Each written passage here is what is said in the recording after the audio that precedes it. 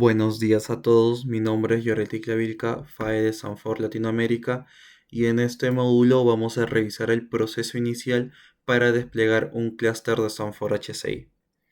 La idea es entender no solamente qué opciones debemos seleccionar en la plataforma, sino también qué configuraciones debemos preparar previamente para evitar problemas durante la implementación. Durante este entrenamiento veremos 5 temas principales. Primero, entenderemos qué es el clustering de nodos. Luego, revisaremos cómo desplegar y agregar los nodos al clúster. Después veremos una introducción al almacenamiento virtual de Sanford, cómo inicializarlo y finalmente cómo realizar una verificación de salud del clúster después de completar el despliegue. Comenzaremos explicando el concepto de clustering.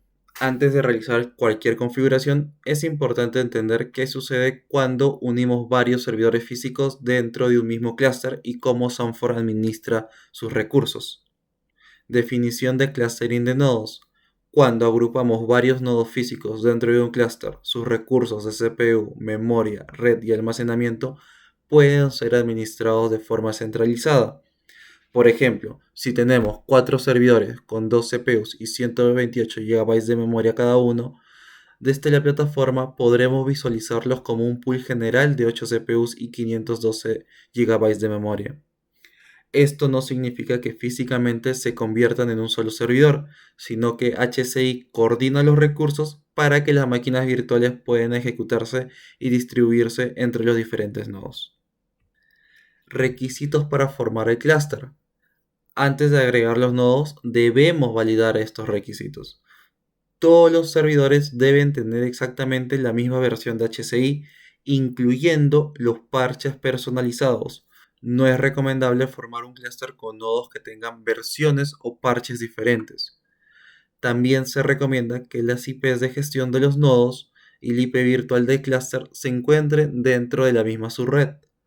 La IP del clúster será la dirección que utilizaremos normalmente para ingresar y administrar todo el entorno desde una sola consola.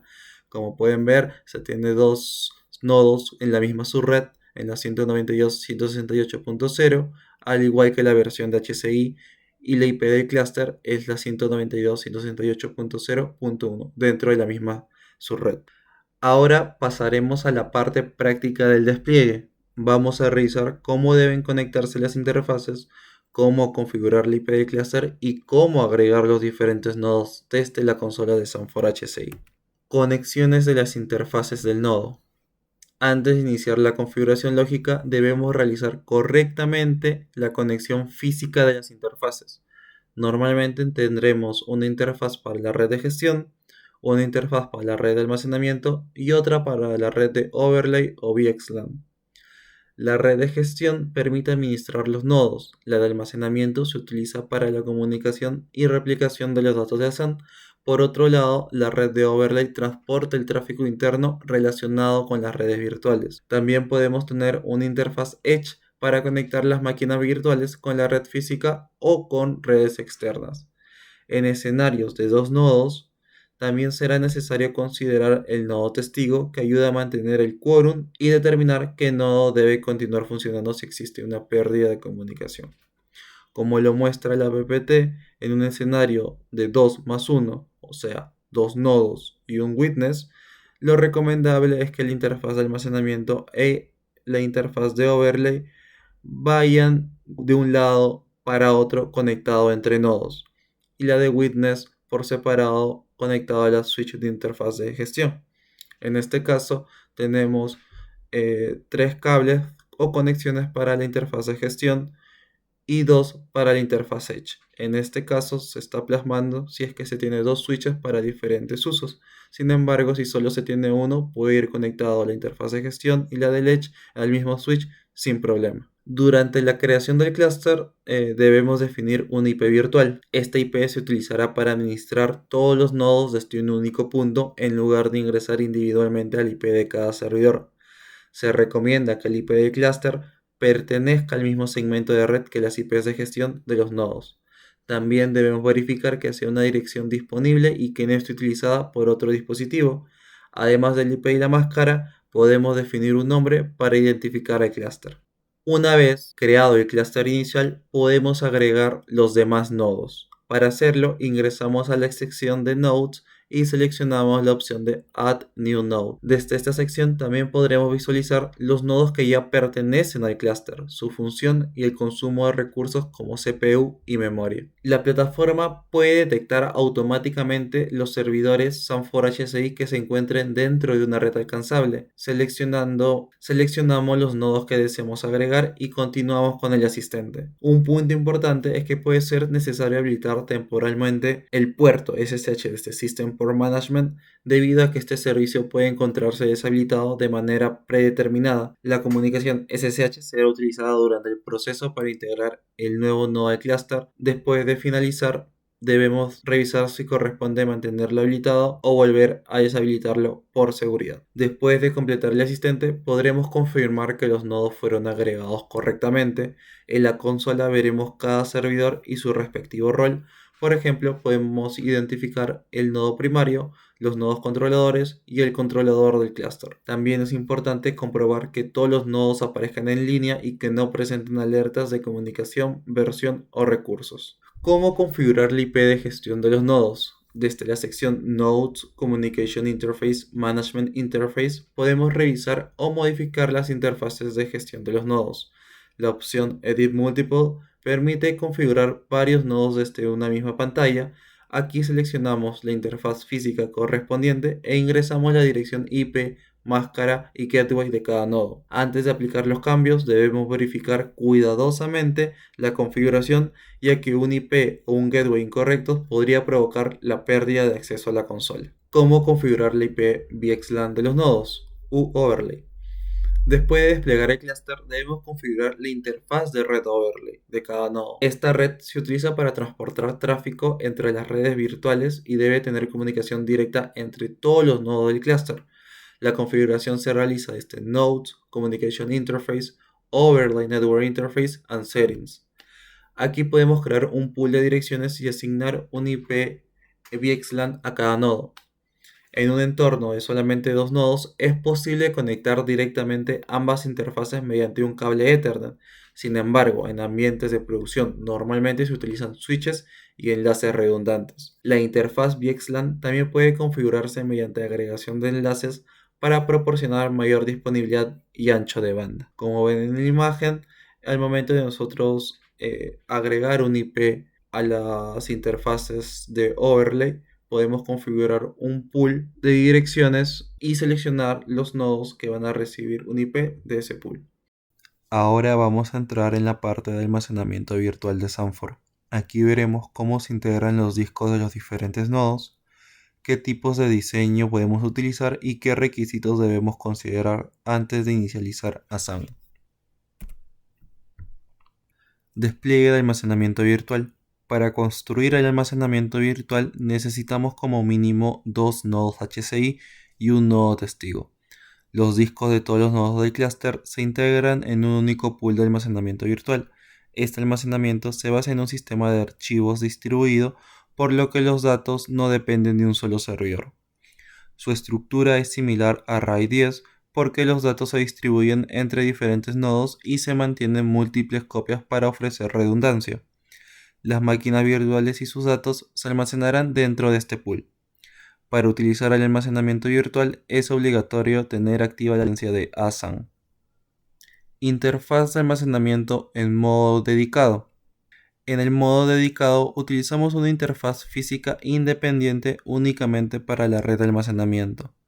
Esta interfaz no se comparte con gestión, VXLAN ni con Edge. Al estar dedicada exclusivamente al tráfico de almacenamiento, proporciona un rendimiento y un ancho de banda más estables para la comunicación entre nodos.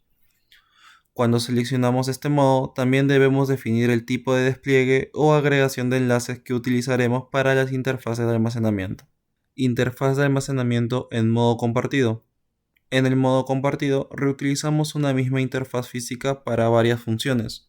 La interfaz puede compartirse con la red de gestión, VXLAN, Edge físico y almacenamiento. Este diseño se utiliza principalmente cuando los servidores tienen pocas interfaces físicas disponibles. Sin embargo, esta función depende de la compatibilidad de la tarjeta de red. Para este escenario se consideran compatibles las NIC Mellanox CX4 e Intel X710 de 10 GB. También debemos considerar que al compartir la interfaz, diferentes tipos de tráfico competirán por el mismo ancho de banda. Agregación de enlaces estándar. La agregación de enlaces estándar permite conectar las interfaces de almacenamiento a dispositivos de red de terceros. Para utilizarla debemos configurar la agregación tanto en SAN4 HCI como en los switches físicos correspondientes. Cuando seleccionamos el modo compartido, para la interfaz de almacenamiento es obligatorio utilizar la agregación de enlaces estándar. Este diseño permite trabajar con switches de terceros siempre que la configuración de agregación sea compatible en ambos lados. Agregación de enlaces deshabilitada. La agregación de enlaces deshabilitada se utiliza cuando solamente tenemos una interfaz física disponible para almacenamiento. Es la opción más sencilla de desplegar porque no requiere configurar un enlace agregado ni realizar configuraciones adicionales en el switch. Sin embargo, no proporciona redundancia a nivel de interfaz. Si la tarjeta de red, el cable o el puerto de switch fallan, se perderá la comunicación de almacenamiento de ese nodo. Agregación de enlaces con un switch. En este diseño se utilizan dos interfaces de almacenamiento conectadas a un mismo switch. Si una de las interfaces falla, la comunicación puede continuar para la otra interfaz. De esta manera se obtiene redundancia a nivel de enlace y también se puede mejorar el rendimiento. Sin embargo, el switch continúa siendo un punto único de falla. Este modo se encuentra obsoleto y no es recomendado para nuevos despliegues. Agregación de enlaces con dos switches. En este diseño, las interfaces se conectan a dos switches diferentes. Esto permite mantener la comunicación si falla una interfaz o incluso uno de los switches. También puede utilizarse en conexiones directas entre nodos. A pesar de proporcionar redundancia de interfaz y de switch, este modo también se encuentra obsoleto y no es recomendado para nuevos despliegues. Copias de datos del almacenamiento virtual. Inicializar almacenamiento virtual. Desde la versión HCI 6.0.1, cuando tenemos 3 nodos o más, podemos configurar hasta 3 copias de los datos de las máquinas virtuales. Podemos crear diferentes tipos de data store dependiendo de los discos utilizados. El data store híbrido tiene como mínimo un SSD utilizado como caché y un HDD utilizado como disco de datos en cada nodo. El Data Store Full Flash utiliza únicamente discos SSD como disco de datos. El Data Store Full Flash con caché utiliza discos NVMe como caché y SSD convencionales como discos de datos en cada nodo. A partir de HCI 6.2.0, los clústeres de 3 nodos o más permiten crear Data Store virtuales adicionales basados en los discos disponibles. En un clúster de 3 nodos podemos crear como máximo 2 Data Store virtuales. Dos copias en dos nodos. En un clúster de dos nodos, cada dato se almacena dos veces. Por ejemplo, los datos A, B y C se almacenan en el primer nodo y también se mantiene una segunda copia en el segundo nodo. Esto permite que la información continúe disponible si uno de los nodos presenta una falla. Sin embargo, como todos los datos se duplican, la capacidad útil será aproximadamente la mitad de la capacidad física total antes de considerar el espacio reservado por el sistema. El nodo testigo no almacena las copias de los datos, su función es participar en el quórum del clúster. Dos copias en 3 nodos. En un clúster de 3 nodos, cada dato también se mantiene en 2 copias. La diferencia es que las copias se distribuyen entre los 3 nodos. Por ejemplo, el dato A puede encontrarse en el nodo 1 y en el nodo 2, mientras que el dato B puede encontrarse en el nodo 2 y en el nodo 3. Esta distribución permite balancear la capacidad y la carga de almacenamiento entre todos los servidores. Cada dato continúa teniendo solamente 2 copias, aunque el clúster tenga 3 nodos. Tipos de disco del almacenamiento virtual. Tipos de disco de datos. Los discos de datos forman la capacidad principal del almacenamiento virtual. Las máquinas virtuales y su información se almacenarán en estos discos. Se recomienda utilizar discos HDD como disco de datos, aunque también se admiten SSD, SAS y NVMe PCIe. Para HDD se recomienda utilizar disco de edición empresarial y con una velocidad superior a 7200 RPM. También es posible mezclar discos SAS y SATA dentro del entorno. Sin embargo, cuando se mezclan, el rendimiento de los discos SAS quedará limitado al rendimiento de los discos SATA. Todos los discos de datos seleccionados en los diferentes nodos formarán parte del almacenamiento virtual. Comparación de discos de datos. El tipo de disco afecta directamente los IOPS y la velocidad de lectura y escritura del data store. Los discos HDD normalmente ofrecen una capacidad muy grande, un costo bajo y una velocidad promedio. Los discos SSD ofrecen una capacidad promedio, un costo más alto y una velocidad rápida. Los discos NVMe normalmente ofrecen una capacidad menor, un costo muy alto y una velocidad muy rápida. Por eso la elección no debe realizarse solamente por capacidad, también debemos considerar la cantidad de IOPS, la latencia y el tipo de carga que ejecutará el cliente. Disco de caché. Para el disco de caché es obligatorio utilizar SSD. Se recomienda que el SSD tenga una capacidad mínima de 256 GB. La relación recomendada por cantidad es de un disco de caché por cada 3 discos de datos, es decir, una relación de 1 a 3. En cuanto a capacidad, se recomienda una relación de 1 a 10 entre caché y datos, y no debería ser menor de 1 a 20. Por ejemplo, por cada 10 teras de disco de datos, lo recomendable sería contar con aproximadamente con 1 terabyte de caché. Cuando cada disco de datos tiene una capacidad superior a 2 teras, se recomienda utilizar un SSD de caché de al menos 512 GB. El disco de caché se utiliza para acelerar tanto las operaciones de lectura como las de escritura. ¿Cómo inicializar el almacenamiento virtual?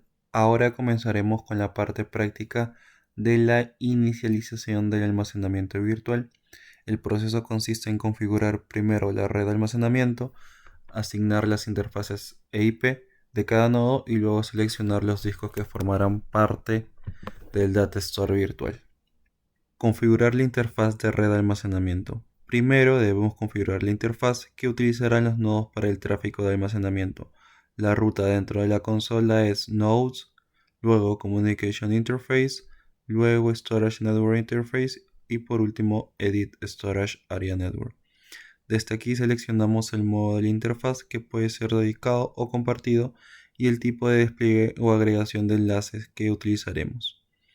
Es importante definir correctamente esta configuración desde el inicio. Si después necesitamos cambiar el puerto físico o modificar la red de almacenamiento, será necesario apagar todas las máquinas virtuales para continuar con el cambio. Seleccionar la interfaz de almacenamiento.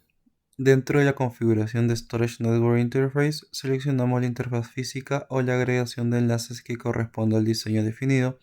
Después debemos asignar una dirección IP de almacenamiento para cada nodo. Estas IPs se utilizarán para la comunicación interna entre los nodos y para el tráfico de lectura, escritura y sincronización de ASAM. Debemos verificar que las direcciones estén dentro del segmento de almacenamiento correspondiente y que no estén duplicadas y que exista conectividad entre todos los nodos. Debemos verificar que las direcciones estén dentro del segmento de almacenamiento correspondiente, que no estén duplicadas y que exista conectividad entre los nodos. Crear el Data Store virtual. Después de configurar la red de almacenamiento, podemos iniciar la creación del Data Store virtual. La ruta es New, luego Create Virtual Data Store. Aquí podemos elegir entre un Data Store ordinario y un Data Store extendido. El Data Store ordinario se utiliza en los despliegues de HCI comunes. El Data Store extendido requiere como mínimo 4 nodos más un nodo testigo. Este tipo de Data Store se utiliza en escenarios donde se necesita una distribución más amplia de los datos. Seleccionar el método de creación. Para crear el primer Data Store virtual debemos seleccionar Use this on new host. Después elegimos los nodos cuyos discos se utilizarán para formar el Data Store.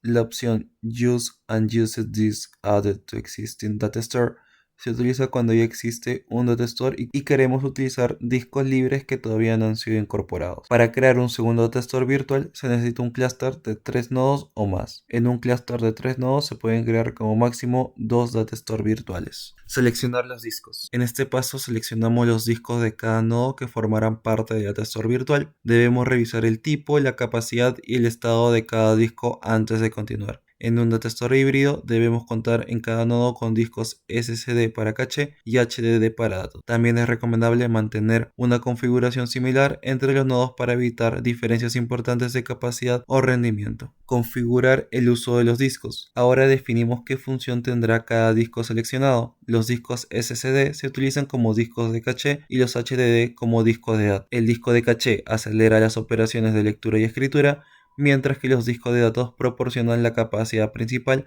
donde se almacenan las máquinas virtuales. Cuando se utilizan servidores de terceros junto con SSD o HDD de terceros, pueden existir problemas de compatibilidad, especialmente si queremos utilizar el SSD como disco de caché. En ese caso debemos contactar al equipo de Sanfortac para validar la compatibilidad del modelo de SSD antes de la implementación. Modificar la agrupación optimizada de discos. El sistema genera automáticamente una agrupación recomendada de los discos. Para modificar debemos seleccionar la opción Edit. Desde ahí podemos cambiar el uso asignado a cada disco y reorganizar los grupos según los discos disponibles. Un datastore virtual puede tener uno o varios grupos de discos. Cada grupo puede incluir un disco de caché y varios discos de datos, pero un grupo solo puede tener un disco de caché. Esta configuración es especialmente útil cuando tenemos varios SSD de caché en un mismo nodo, porque podemos distribuir los discos de datos entre distintos grupos. Confirmar la configuración. Antes de crear el almacenamiento virtual, debemos revisar el resumen completo de la configuración. Aquí verificamos los nodos seleccionados, los discos de caché, los discos de datos y la capacidad estimada. Para confirmar la operación debemos ingresar la contraseña del administrador. Es importante validar cuidadosamente la selección porque los discos serán inicializados para formar parte del almacenamiento virtual. Durante este proceso no debemos apagar los nodos ni interrumpir la comunicación de la red de almacenamiento. Cálculo de la capacidad disponible. Para calcular la capacidad aproximada disponible de un almacenamiento virtual con dos copias, utilizamos la siguiente fórmula: capacidad total de los discos entre 2 por el 85%. Por ejemplo, si tenemos 24 teras físicos, sería 24 teras entre 2 por 85%, aproximadamente 10.2 teras disponibles. La capacidad se divide entre 2 porque cada dato se mantiene en dos copias. Después se utiliza el 85%, ya que una parte de la capacidad debe reservarse para el funcionamiento del almacenamiento distribuido, los metadatos y las operaciones internas. Configurar la prueba de conectividad. Después de completar la configuración del almacenamiento virtual, debemos seleccionar Test Connectivity. Esta opción se encuentra dentro del proceso de configuración del almacenamiento virtual. Se recomienda ingresar la dirección IP del gateway de la red de gestión. Esta prueba ayuda al clúster a identificar si un nodo realmente está caído o si perdió comunicación con el resto del entorno. La dirección configurada debe ser estable y estar disponible permanentemente, por eso normalmente se utiliza el gateway de gestión y no una dirección que pueda apagarse o cambiar frecuentemente. Almacenamiento virtual inicializado. Una vez finalizado el proceso, el datastore virtual aparecerá creado dentro de la consola de HCI. Debemos comprobar que el estado del almacenamiento sea normal y que todos los nodos y discos aparezcan en línea. También debemos revisar la capacidad total, la capacidad disponible y el estado de sincronización de los datos. Antes de crear o migrar máquinas virtuales, debemos resolver cualquier alerta relacionada con discos, nodos o comunicación de almacenamiento. Verificación de salud del clúster. Finalmente, pasaremos a la última parte del módulo, la verificación de salud del clúster. Después de completar el despliegue, debemos validar el estado general de los nodos, las interfaces de red, el almacenamiento y los servicios internos. Esta revisión permite detectar configuraciones incorrectas, problemas de comunicación o parches pendientes antes de entregar el entorno al cliente. Verificación de salud del clúster. Después de terminar el despliegue, debemos ejecutar una verificación de salud completa utilizando adeploy. Esta validación permite revisar el estado general del clúster y confirmar si existe algún problema de configuración o si es necesario instalar algún parche. El proceso es el siguiente: primero abrimos adeploy y seleccionamos la opción Health Check. Luego completamos la información solicitada del clúster y seleccionamos Full Health Check. Al finalizar, adeploy mostrará el estado de salud del entorno y también indicará si existe parches pendientes. Con ese resultado podemos corregir los problemas detectados antes de entregar el clúster o comenzar con la migración de las máquinas virtuales. Para finalizar en este módulo, revisamos tres puntos principales. Primero, entendimos qué es un clúster HCI y cómo agregar y configurar los nodos. Después vimos el funcionamiento del almacenamiento virtual de Sanford y el proceso para inicializar a SAM.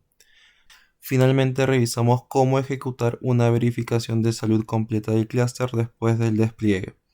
La idea es que al terminar esta sesión puedan realizar el despliegue inicial del clúster, configurar el almacenamiento virtual y validar que todo el entorno se encuentre funcionando correctamente. Con esto terminamos el módulo de inicialización y despliegue del clúster HCI. Muchas gracias por su atención.